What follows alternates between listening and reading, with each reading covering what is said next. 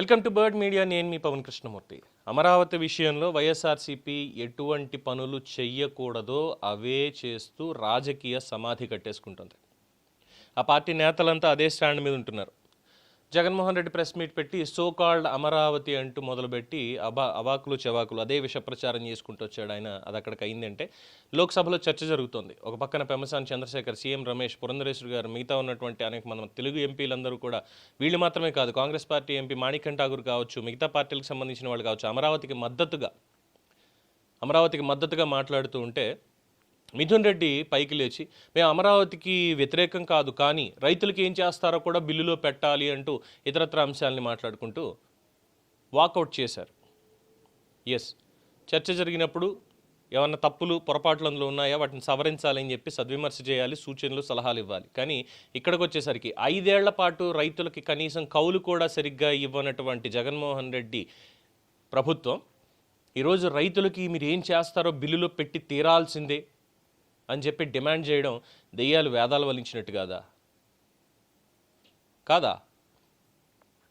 3 రాజధానుల బిల్లు తీసుకొచ్చి పార్లమెంట్లో కూడా పెడతాం మేము, ఏపీకి 3 రాజధానులు అంటూ ఒక కోర్టుకు వెళ్ళినటువంటిది కూడా వాళ్ళకి తెలిసిందేగా. వైసీపీ ఎంపీలకి మొహంలో నెత్తుటి చుక్కలేదు మాట్లాడుతున్నప్పుడు. ఇంతమంది మద్దతుగా మాట్లాడుతున్నారు అమరావతికి లోక్సభలో, మిగతా పార్టీ వాళ్ళు కూడా మాట్లాడుతున్నారు. మరి మనం ఏం చెప్పాలి, ఏం మాట్లాడాలనే దగ్గర ఒక క్లారిటీ కూడా లేదు. ఇప్పుడు ఏంటంటే రైతులకు ఏం చేస్తారో చెప్పండి, రైతుల్ని నడి రోడ్లో వదిలేసి నిండా ముంచేసి 5 ఏళ్లలో అమరావతి ఉద్యమం జరుగుతున్నంతసేపు ఆ తల్లుల్ని కడుపుల్లో తన్నించి ఇన్ని చేశారే. న్యాయస్థానం అంటూ దేవస్థానం అని చెప్పి పాదయాత్ర చేస్తుంటే కనీసం వాళ్ళు తినే తిండిలో ఏం దాష్టికాలు చేశారో చూసాం. అలాంటి పార్టీకి సంబంధించిన నేతలు ఈరోజు వాకౌట్ చేశారంటే పెద్ద విడ్డూరం ఏం లేదు. కాకపోతే శాశ్వతంగా ఇక రాజకీయంగా వాకౌట్ చేసేసి ఇంటికి వెళ్ళిపోవడం మాత్రమే మిగిలింది. అది పార్లమెంట్ అయినా, స్టేట్ అసెంబ్లీ అయినా. వైఎస్ఆర్సీపీ తనకి తానే సమాధి కట్టేసుకుంది. పైకేదో ప్రాపగండా మాట్లాడతారు తప్ప రాజకీయంగా ఇక పైకి లేచేటువంటిది ఖచ్చితంగా లేదు అనడంలో ఏమాత్రం అతిశయోక్తి లేదు.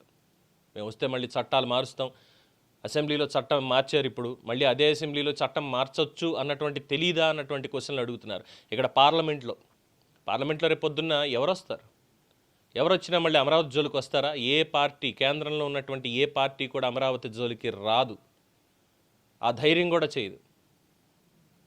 అసెంబ్లీలో మీ ఇష్టం వచ్చినట్టు చట్టాలు మారుస్తారు, బాగానే ఉంది ఒకవేళ వస్తే, కానీ పార్లమెంట్లో మార్చలేరుగా. మార్చే అవకాశం లేకుండా ఈరోజు సవరణ జరగబోతోంది చట్టానికి. అది పాపం వైసీపీ వాళ్ళకి గుర్తులేదేమో. 5 ఏళ్ల పాటు చేసినటువంటి దాష్టీకాలు, అమరావతి మీద చిమ్మినటువంటి విషం, గ్రాఫిక్స్ అన్నారు, కమ్మరావతి అన్నారు, ఒక కులానికి ఆపాదించేశారు. ఉన్నటువంటివి రిజర్వ్డ్ కాన్స్టిట్యుయెన్సీస్ 3 ఉన్నాయి. అయినా సరే అది కమ్మోళ్ళదే, కమ్మ సామాజిక వర్గం మీద విష ప్రచారం చేశారు. అక్కడ ఇష్టం వచ్చినట్టు ఏమేం చేయకూడదు అన్ని పరదాలు కట్టుకుని తిరగడం. ఇన్ని పనులు చేసిన తర్వాత ఇంకా ప్రజలు నమ్ముతారా? అందులో అమరావతి విషయంలో అసలు నమ్మే అవకాశం ఉందా? లేనే లేదుగా. అందుకే వైసీపీ నుంచి లోక్సభ నుంచి కూడా వాకౌట్ చేసుకుని బయటకు వచ్చేసారు. మాకు మాట్లాడడానికి ఏం లేదు, మాకు ఎలాగో ఏముండదు, దీని మీద మేము మాట్లాడి ఇప్పుడు పరువు పోగొట్టుకోవడం ఉంటే, అసలు పరువు ఉంటే కదా పోగొట్టుకోవడానికి కొత్తగా అంటున్నారు చూసిన వాళ్ళంతా. ఇక దీని మీద పెద్దగా మాట్లాడడానికి ఏం లేదండి. అమరావతికి సంబంధించిన దాని మీద సుదీర్ఘంగా ఏం మాట్లాడక్కర్లేదు. ఆంధ్రప్రదేశ్కి అమరావతి రాజధాని, అది ఫిక్స్. మధ్యలో వైసీపీ వాళ్ళు వచ్చి ఏం చేసినా ఏమన్నా ప్రజలు పట్టించుకోవాల్సినటువంటి అవసరమే లేదు. కేంద్రం బిల్ పాస్ చేస్తుంది, గెజెట్ కూడా రాష్ట్రపతి రిలీజ్ చేస్తారు. ఎవరెట్టిపోయినా ఏం చేసినా ఎవ్వరూ అమరావతిని ఇంచు కూడా కదపలేరు.